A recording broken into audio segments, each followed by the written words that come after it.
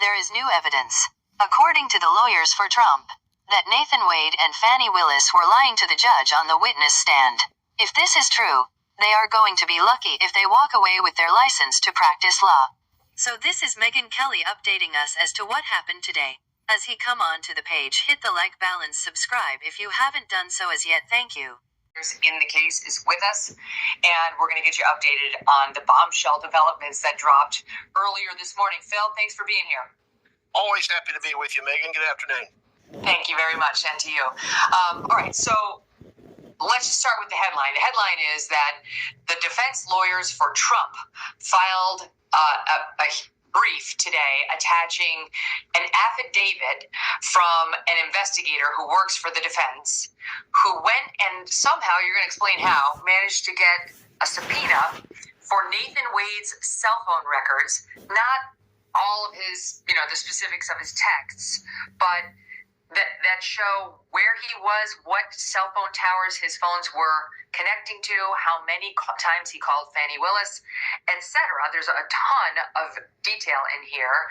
And what they are saying is that there's really no doubt that these two were in excessive contact throughout at least 2021, long before they said their affair began under oath in 2022. As you come on to the page, kindly hit the like bell and subscribe if you haven't done so as yet. Thank you. Long before they said their affair began under oath in 2022, to the tune of 12,000 text messages over the 11-month period they looked at in 2021, and over 2,000 voice calls in that same period. I was averaging it out. It's basically, I think, 180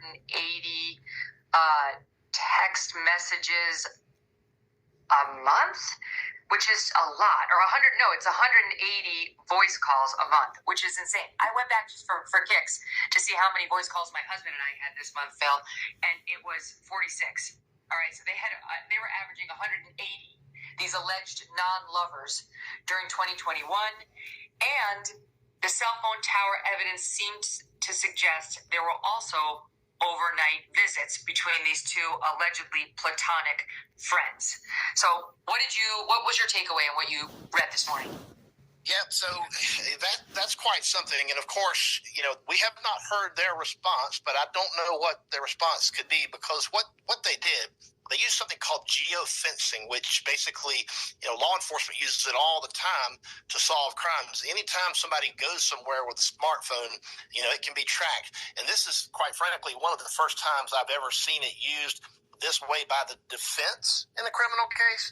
But last week, when we heard Steve Sadow questioning Nathan Wade and Fani Willis, he asked some questions that led me to believe that he just might have cell phone data. And lo and behold, he's working in connection with Ashley Merchant, who represents Mr. Roman, who first brought this whole thing to light. They sent a subpoena to the cell phone providers, and they got the data. And they ran it through fancy software that investigators use. And by the way, private investigators who work for criminal defense lawyers, they can get the same training that cops can get. And so the tables have really been turned. This data, Megyn, shows that he was at, her place, or maybe that safe house, or remember the witness that said, that it was at her home for a while. She's the one that saw them together, saw them acting like her former friend, Robin Yurti, who turned on her and testified. That was the resident. She just to bring people up to speed, that was the friend Robin Yurti, who was her very good friend since college, and also testified the affair was going on long before 2022. Also said that after Fani was getting harassed at her home, she allowed Fani to move into Robin's condo for a period of time, and it appears to include most of 2021. And that's where Fani was during all this time. And the defense was making a big deal during the hearing we watched last week of how many times did Mr. Wade visit you there? That's what you're talking about? Yeah, and that's the residence that they use. After his testimony, they went back and compared the cell phone data, And they found him going there, from, in the evening, maybe, 7, 8, 9 o'clock to 3, 4, 5 o'clock in the morning, right? So this is not the time when you're just basically over there visiting your boss, preparing for court, right? This is the time when you're doing things, maybe sleeping together.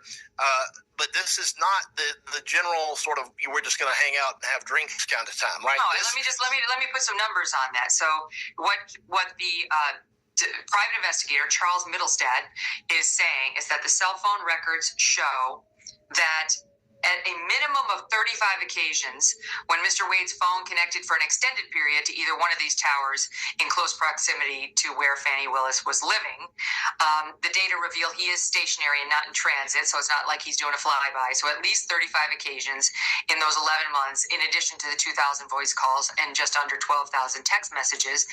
And the two instances that he highlights are the ones you just made reference to. September 11th, overnight into the 12th, 2021. Of course, before Nathan Wade was hired as special prosecutor, showed he arrived at Fani Willis's house at 10:45 p.m. and stayed until 3:28 a.m., arrived back at his home at 4:05 a.m., and then sent a text to Fani Willis at 4:20 a.m. Now, look. Yeah, that's the "I made it home safe" text, right? Phil, this is to me what an affair looks like. Yeah. Well, right? It does. He was still married. I think he was still living with his wife at this point. Because I'm like, why would somebody leave the house of their affair partner at 3:28 in the morning? And I don't know. I guess we'll find out eventually, maybe. But it certainly might be something someone who didn't want their wife to know they had left the house might do. Because he did it again. The other example is November 29th to 30th, 2021. And he arrived at her home at 12:43 in the morning and stayed there until just before 5 a.m., 4:55 a.m. And remember, this is just comparing his known residence to that known location. That's the only two they looked at. If they start looking at other things, who knows what they're going to find? Think about his testimony and her testimony in court and how many times it was asked, did you ever cohabitate together and all this kind of stuff? And they were like, no, there was no cohabitating, no spending the night. Well, I guess it depends on what your definition of spending the night is. Because if you leave at 5 o'clock in the morning, maybe you say, well, it wasn't quite the whole night. I don't know. But we're splitting hairs. That is just not going to fly. But I'll play a little bit of that sound so people can be reminded. SOT 3 is that claim you just referenced. Watch. I have gone to a condo in Hapeville. Okay. So Hapeville. Yes, ma'am. So you have gone to a condo with Miss Willis in Hapeville. I have. Have you spent the night there? Never. Never spent the night? Never. Did Mr. Wade ever visit you at the condo that you leased from Miss Yurdy? He visited that condo, yes. He did? Yes. Did he ever spend the night at that condo? No. Just visited? Yeah, but he did visit for sure. Did anyone else stay with you at the Yurty condo, including Miss Yurty? Never. Miss Yurty never lived in the condo? My word was stayed, not lived. Stayed with you at the condo. I guess I don't understand the distinction, but no one ever, I think my my oldest child, I think she spent one night with me, maybe my oldest and my youngest, but I think that whole time I was in that place, other than that one night, I don't think anyone ever, that was a very lonely period in my life. I don't think anyone ever spent the night other than maybe one night. Doesn't look like she was that lonely because, I'm sorry, you arrive at 1:45 in the morning and leave at 5 in the morning. That's the night. I'm so glad that I came on to do this show with you today because my Twitter feed has just been blowing up all day. And I've been trying to remember as best I can, what we heard during that testimony. But that SOT you just played, that crystallizes it right there. It's obvious that they were, look, in my opinion, at least, it's obvious that they were lying. Okay. So if that's the case, they've lied under oath. They've perpetrated a fraud on the court. Okay, so we're now in very, very serious territory here. This is the kind of thing that the judge is really not going to have much choice. He's got to take some action now, because we can't have people playing these little word games like that when they're asked a straight question and they say, no, nobody ever stayed the night. Well, if they left at 5 a.m., that's spending the night in my book. Okay. And so they certainly were not forthcoming. They certainly left the wrong impression, tried to at least, of what was going on. And so the question becomes, if they're lying about that, Megan, what else are they lying about? And that's when the whole thing ties together with the cash, the untraceable cash. The judge, if he finds that a witness has lied or is untruthful, he is entitled to disbelieve all of their testimony about everything else, and that includes the cash. I mean, and this is ignoring the big lie that we think they told, which is their affair did not begin before 2022. After she hired him. I mean, the reason whether he slept over and the number of texts and the number of phone calls is relevant is it doesn't sound like a platonic relationship. I practiced law for 10 years. I never had a co-counsel come over and spend the night from 1 a.m. to 5 in the morning. And I was a single woman for most of that time. As you come on to the page, kindly hit the like bell and subscribe if you haven't done so as yet. Thank you. Didn't happen, and there's a reason. So this is all sort of evidence of the big lie, which I believe they told, because they knew it stinks that she hired her lover, that she paid him more than she paid the other special prosecutors, and that she then benefited from it because he took her all over the world on this fat cat salary, at least versus what she'd be paying people who actually worked for her in the DA's office, and so certainly what she was making. But I want to go back because they were asked, was very clear, and I sensed the same when they were getting cross-examined by Merchant and by Sadow. It was very clear they had these records when they were asking Fani and Nathan questions last Friday. And it's now, knowing what we know from this affidavit and these phone records, it's very interesting to watch the testimony because Nathan knows, Fani knows, they know what the truth is, and watch them dance on these questions. Here's Fani being careful not to actually say exactly how many times Nathan Wade visited that condo. Again, now we know it was at least 35 occasions when he was there for an extended period. Watch.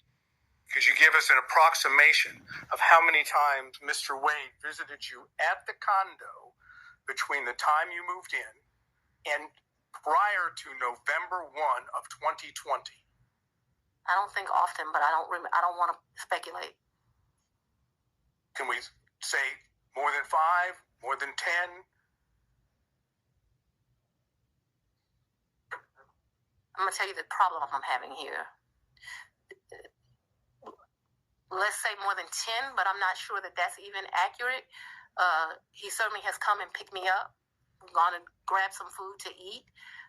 I don't remember him being in that condo a lot.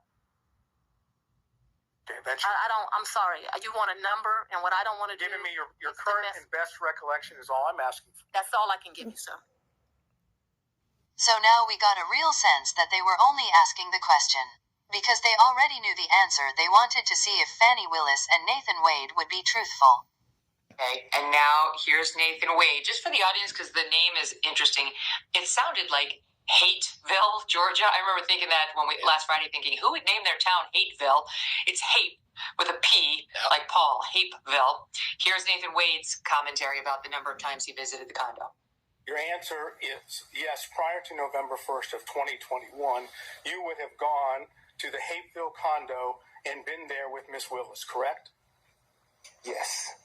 And you would have been there, as you indicated, for many reasons, right?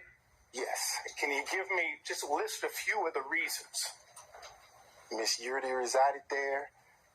Went to visit her. Maybe went to talk about a document that I received. You would go to the condo to talk about a document that you received? Absolutely. Okay, go ahead. Absolutely. Any other reasons? None come to mind. None come to mind? No, sir. And would you say that was frequent?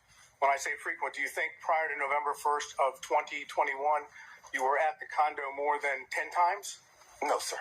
So it would be less than 10 times? Yes, sir. So if phone records were to reflect that you were making phone calls from the same location as the condo before November 1st of 2021, and it was on multiple occasions, the phone records would be wrong?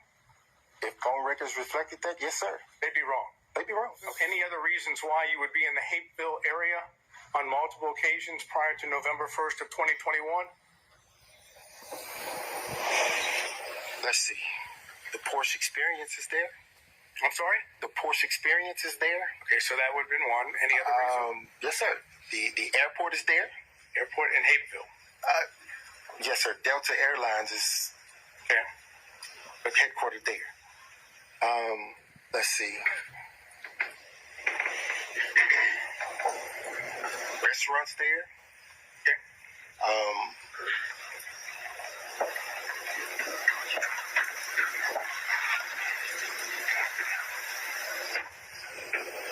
If that's your recollection, that's fine. I'm not asking you to try to remember everything.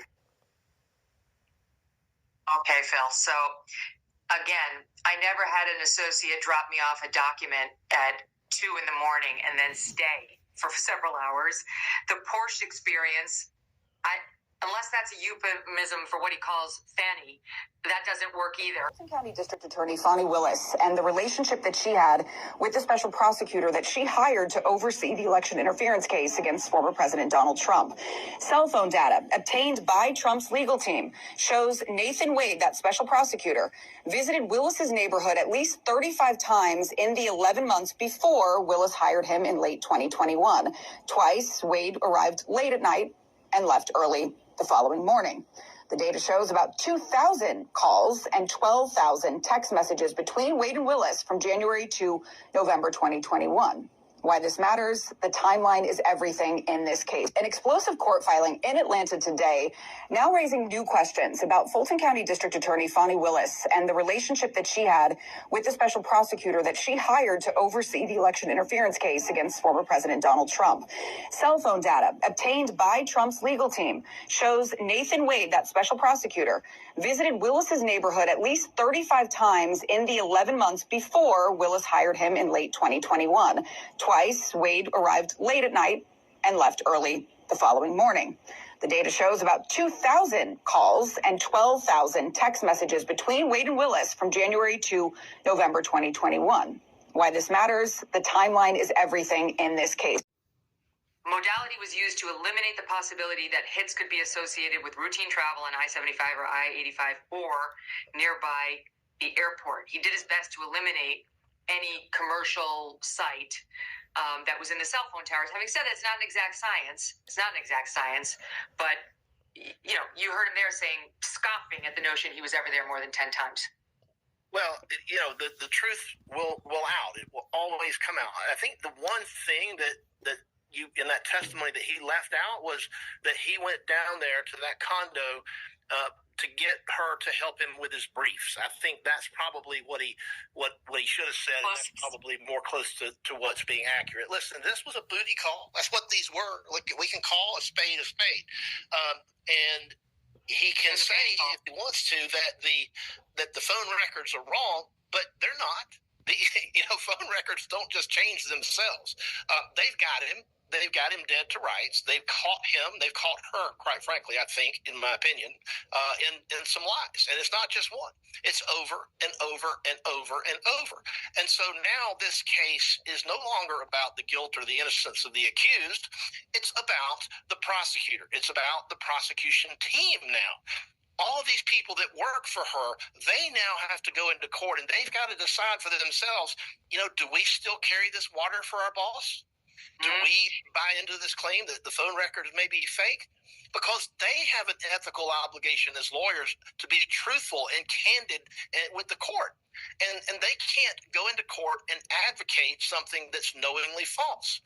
Because then they are doing the same thing that it looks like, in my opinion, Wade and Willis are doing. And they can get disbarred, and they could go to jail. They could be found in contempt of court. All sorts of bad things can happen to them. Right about now, the least of Fani Willis's concerns is the guilt or innocence of the accused in this case, whether she gets any more convictions. She's going to be lucky to get out of this mess that she's in with her law license intact. And the plot thickens. I suspect they've got more ammunition up their sleeve. Where do Fani Willis and Nathan Wade go from here? It's anybody's guess, but I suspect they're going to come after their license next for lying to the judge. As you come on to the page, don't forget to hit that like bell for me and subscribe if you haven't done so as yet. Thank you. I mean, we are into territory, Megan, where she could be tossed from office. She could be indicted. She could be referred for bar investigations. You know, the Attorney General watches the news here in Georgia. There are procedures and mechanisms in place to take action when people commit crimes in a courtroom, and it is a crime to lie to the judge. And this is exactly what she's accusing a lot of these defendants of doing. And here, it's on full display, right here for the whole world to see. We're living in very strange times to see a district attorney get on the witness stand and the lawyers around her and fudge the truth. These are people who should be setting the example for the American people. If this allegation is true, we haven't seen the evidence, but if it's true, then it's a travesty of justice. As you leave the page, don't forget to hit the like bell and subscribe to the channel if you haven't done so as yet. Thank you for watching.